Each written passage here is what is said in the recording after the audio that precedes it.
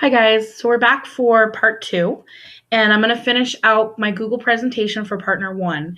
I'm going to go through this a little more quickly now that you kind of get the sense for what I'm looking for, but I want you to take notice of a few things. One, you'll see the continued use of breaks between my topics with these title slides. You'll also see minimal pictures, and you'll also notice my captions are very short and my in-text citations are there for all of my visuals. So here we go. Moving on to sports. The sports figure that I chose was Jackie Robinson. He was born in 1919 and died in 1972. Jackie got into athletics due to his inspiration from his older brother by the name of Matt. Matt was an exceptional athlete who actually qualified for many national events, and Jackie was inspired by his brother's success, so he decided to move into sports as well. When Jackie graduated high school, he actually was accepted into UCLA, and he played 4 varsity sports. During this time, he was recognized by coaches and people within the college for his athletic prowess. But unfortunately, due to financial reasons, Jackie had to leave college before graduation. Now, with that in sense, he actually decided he would pursue a career not in baseball, but actually in football. The reason that this was cut short, though, was due to the fact that World War II had begun, and Jackie decided to join up in the war effort to help his country. At the end of World War II, Jackie decided to go back into athletics, but this time he decided to play baseball. He had been playing during the war, and he found that he had success by playing. So he joined the Negro Leagues, where he actually gained attention by a Brooklyn Dodgers owner by the name of Branch Rickey. And Branch asked Jackie to play for the Dodgers, which he would become the first African American to play in the majors. No other had actually done it before him. Despite great segregation issues and taunting by fellow players, Jackie went forward and kept his cool and played for the Brooklyn Dodgers. 1949, he was awarded Rookie of the Year. He went on to help the Dodgers go to the World Series 6 times, where they finally won in 1955. The reason Jackie should be remembered is because he's a national hero who encouraged the civil rights movement. You'll notice in the picture here, this is actually Jackie Robinson after he left baseball, standing with Martin Luther King Jr. and several other civil rights prominent figures.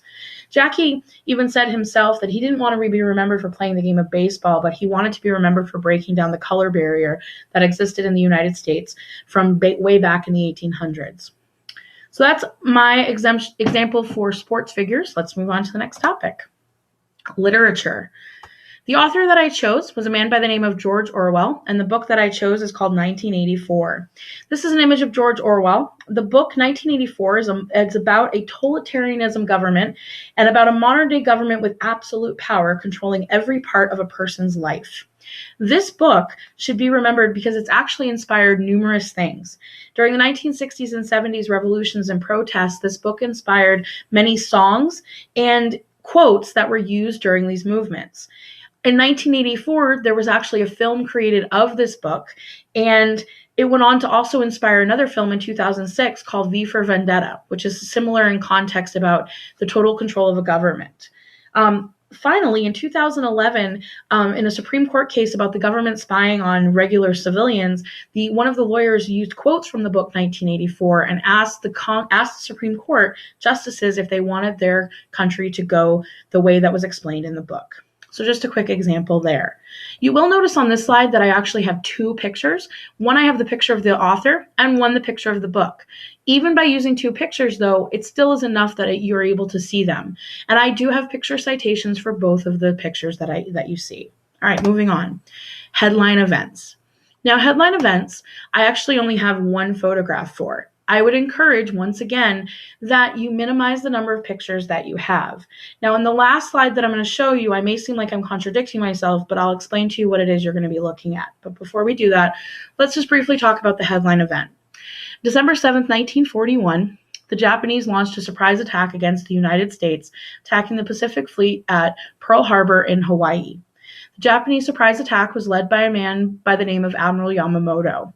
And at the conclusion of it, several thousand American soldiers were dead, and several thousand more were wounded. Admiral Yamamoto quoted at the end of this event that he feared that by attacking the United States, all they had done was awaken a sleeping giant and filled him with terrible resolve. The reason this event should be remembered is because for several reasons. One, it brought the U.S. officially into World War II, thus ending our several decades of isolation from the rest of the world.